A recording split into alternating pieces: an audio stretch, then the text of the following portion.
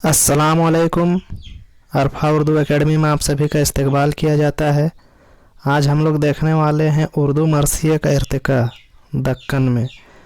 ये video YouTube में सबसे पहले अपलोड किया जा रहा है। इससे पहले कोई भी उर्दू मरसिए का इर्तिका दक्कन में इस टॉपिक में वीडियो नहीं बनाया है। तो चैनल को सब्सक्राइब करें और साथ में बेल आइकन को भी दबाएं, जिससे टाइम टू टाइम नोटिफिकेशन आप तक पहुंचता रहेगा। लाइक करें, शेयर करें सभी दोस्तों के पास। आइए बैचलर डिग्री के लिए, एमए डिग्री के लिए और कंपटीशन एग्ज़ाम के लिए ये टॉपिक बहुत ही ज़्यादा इम्पोर्टेंट होने वाला है। तो आप लोग बने रहे वीडियो में और देखें उर्दू मरसिए का इर्तिका दक्कन में कैसे कब हुआ। तो इस क्लास स्टार्ट करते हैं। दक्कन में आदिल शाही और कुतुब शाही सल्तनतों ने आज़ादारी के फ़रोग़ के लिए कोई कसर उठा नहीं रखी। यहाँ पे जो आज़ादारी आ रहा है यहाँ पे जो आज़ादारी अल्फाज आ रहा है, आज़ादारी का मतलब है मातम करना।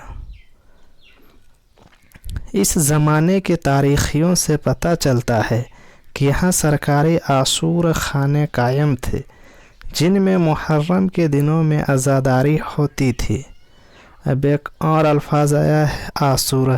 तो आसूरा का मतलब होता है मुहर्रम की 10वीं तारीख़, और आज़ादारी के मतलब है मातम करना। कुली कुतुब शाह शायर था और मरसिया भी कहता था। इसका तरीका था कि मुहर्रम के दिनों में शाही लिबास तर्क करके मातमी लिबास पहनता था और शराब को हाथ तक नहीं लगाता था। शाही सरपरस्ती का नतीजा ये हुआ कि रियाया भी इस तरफ माइल हुई। यहाँ पे रियाया अल्फाज आया है। रियाया के मतलब है किरायादार।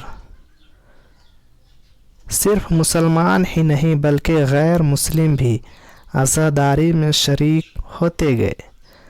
दक्कन में इब्तदाई ज़माने में जो मजालिस अज़ा मुनअक़िद होती थी, इनमें फ़ारसी मरसिए और तौर पर मुहतसिम कासी के बंद पढ़े जाते थे। लेकिन अब फ़ारसी का दौर ख़त्म हो चुका था और दक्कनी ज़ुबान में शायरी का आगाज़ हो चुका था। इसलिए यकीन है कि इस ज़ुबान में मरसिए भी लिखे गए होंगे जो दस्तबर्द ज़माना के हाथों बर्बाद हो गए। जो मरसिए हम तक पहुँचे हैं, इनका यहाँ मुख्तसर ज़िक्र किया जाता है। ये बात शुबहे से खाली तो नहीं, लेकिन बाज़ के नज़दीक उर्दू ज़ुबान का पहला मरसिया वज़ही की तसनीफ़ है। वज़ही उर्दू का नामवर शायर व नश्र निगार है। मसनवी कुतुब मुश्तरी और सबरस इसकी यादगार कारनामे हैं। इसकी विलादत इब्राहीम कुतुब शाह के अहद में हुई और वफ़ात अब्दुल्ला कुतुब शाह के अहद में हुई। इसलिए कहा जा सकता है कि इसका अहद शेर व अदब के फ़रोग़ का अहद था। अंदाज़ा होता है कि इसके ज़माने में भी सीधी साधी ज़ुबान में मरसिए कहे जाते थे, जिनका मकसद ग़म हुसैन में अश्क फसानी करना और सवाब हासिल करना था। यहाँ पे अल्फाज जो आया है अश्क फसानी, इसका मतलब है आंसू बहाना, आह बका या आह ज़ारी, और सवाब हासिल करना था। वजही के मरसिए का एक शेर है, हुसैन का गम करो अजीज़ा, अंजू नैन सू झरूं अजीज़ा। ये वह ज़ुबान है जिसे दक्कनी के अलावा कदीम उर्दू का नाम भी दिया जा सकता है। वजही का ये मरसिया गज़ल के फॉर्म में कहा गया है और बहुत मुख्तसर है। इसी शेर से मरसिया निगारी की गर्ज़ व गायत भी वाज़ेह हो जाती है। मोहम्मद قلی قطب شاہ کو اہل بیت سے خاص عقیدت تھی۔ اس زمانے کی ایک تاریخ میں اس کے نام کے ساتھ خادم اہل بیت رسول لکھا گیا ہے۔ اس کے زمانے میں عزاداری کو بہت فروغ ہوا اور قدیم اردو کو بلند پایا شاعر گزرا ہے۔ اس نے مرثیے بھی کہے۔ وجہی کی طرح اس نے بھی غزل کے فارم کو پسند کیا اور غم حسین میں غزل کی شکل میں درد بھرے شعر کہے۔ دکنی مرثیہ نگاروں میں مرزا بیجا پوری کا نام بھی بہت اہمیت کا حامل ہے۔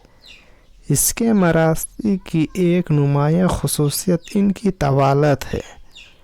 گویا اب مرثیوں میں واقعات کربلا کا تفصیلی بیان ہونے لگا تھا۔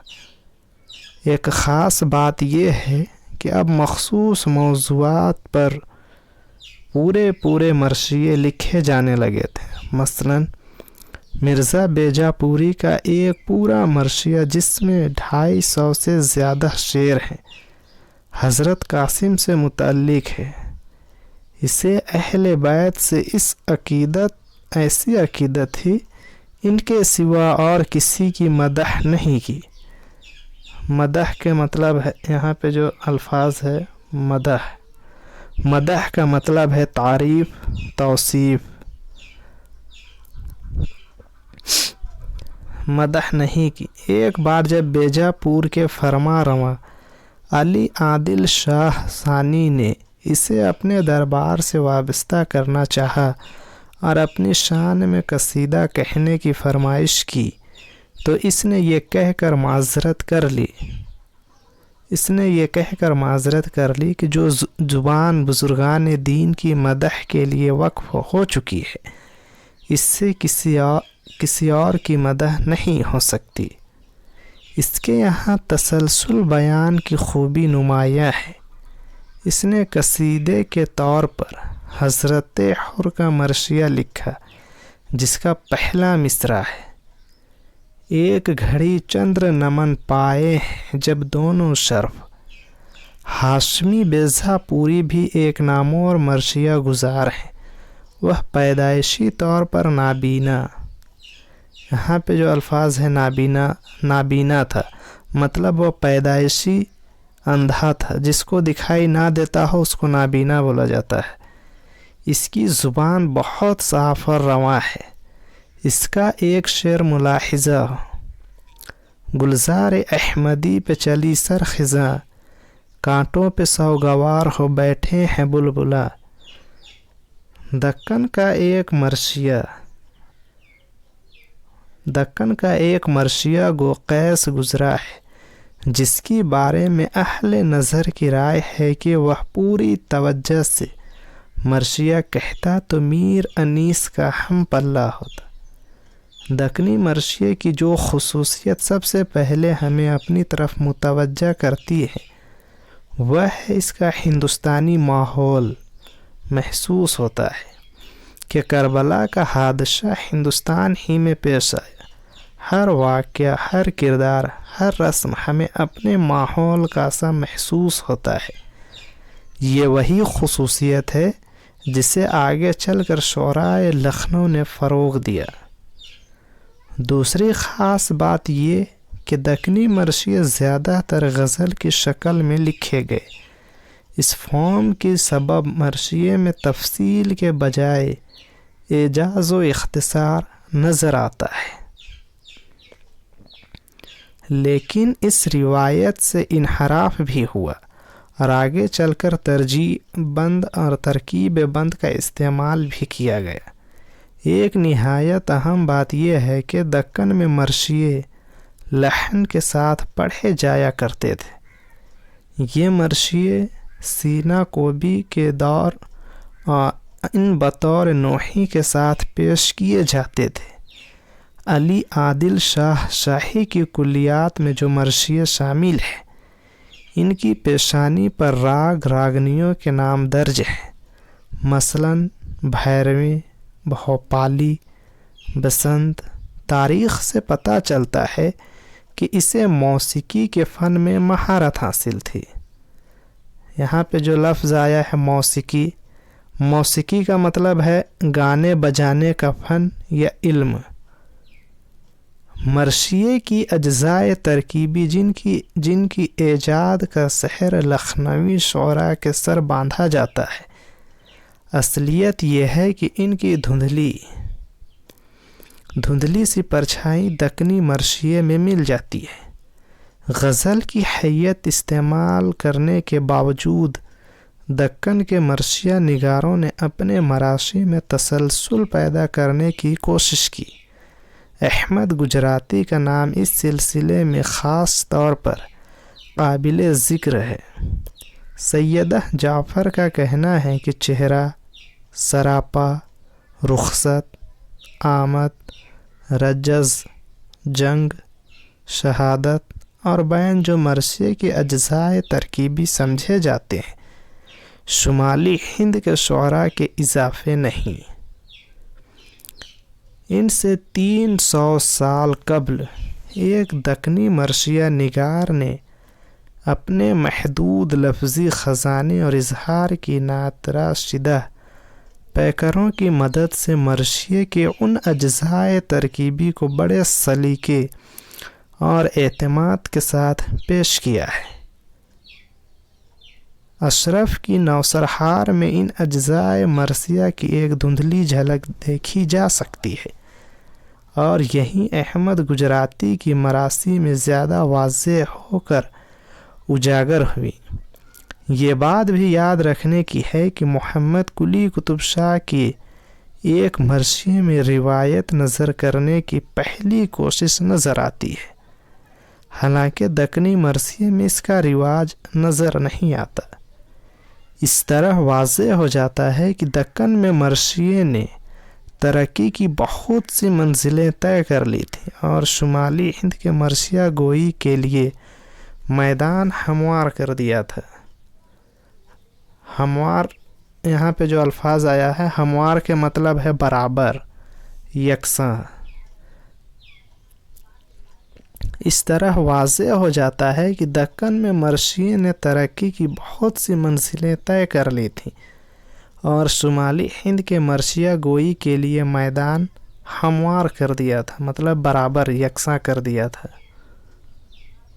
آج جتنا بھی الفاظ اور میننگ بتایا گیا ہے، معنی بتایا گیا ہے، وہ سب یہاں پر بھی بتایا جا رہا ہے۔ عزاداری کا مطلب ماتم کرنا، فروغ، زیب و زینت، چمک، رونق۔ عاشورہ مطلب محرم کی 10ویں تاریخ یا 10 محرم۔ رعایا کا مطلب ہوتا ہے کرایہ دار۔ ولادت کا مطلب پیدائش۔ اشک فشانی مطلب آنسو بہانا، آہ و بکا، آہ و زاری۔ تفصیلی مطلب اطلاع دینا، تفصیلات دینا۔ مدح مطلب تعریف و توصیف۔ وقف مطلب آرام۔ نابینا مطلب جس کو دکھائی نہ دیتا ہو یا جو اندھا ہو۔ موسیقی گانے بجانے کا علم یا فن۔ ہموار کے مطلب ہے برابر یا یکساں۔ تو آج کے لیے بس اتنا ہی۔ نیکسٹ کلاس ہوگا اردو مرثیے کا ارتقاء شمالی ہند میں۔ UGC نیٹ کے حوالے سے آپ اسے دیکھیں، اس سے بھی کوشچن آتا ہے۔ PDF کے لیے واٹس ایپ گروپ یا ٹیلی گرام گروپ جوائن کریں، جس میں PDF پرووائڈ کیا جاتا ہے، اور اگر آپ کو ضروری ہو تو آپ ٹیلی گرام گروپ میں جوائن ہو جائیں اور پھر PDF آپ لے سکتے ہیں۔ عرفہ اردو اکیڈمک سبسکرائب کریں، ساتھ میں بیل آئیکن کو بھی دبائیں، جس سے ٹائم ٹو ٹائم آپ تک نوٹیفیکیشن پہنچتا رہے گا۔ لائک کریں چینل کو، شیئر کریں اپنے دوستوں کے پاس، جس سے سبھی کو فائدہ ہو۔ آج کے لیے بس اتنا ہی۔